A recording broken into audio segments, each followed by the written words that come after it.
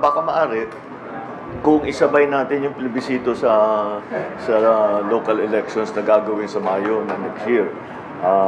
Malaking bagay yun, malaking savings para sa atin yun.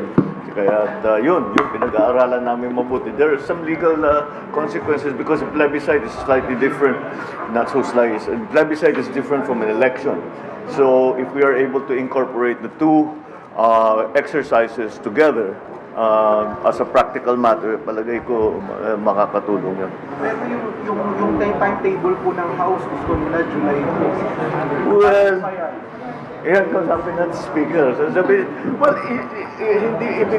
hindi ibig sabihin na pagka natapos ang House or ang Senado, kailangan ng magplebisito.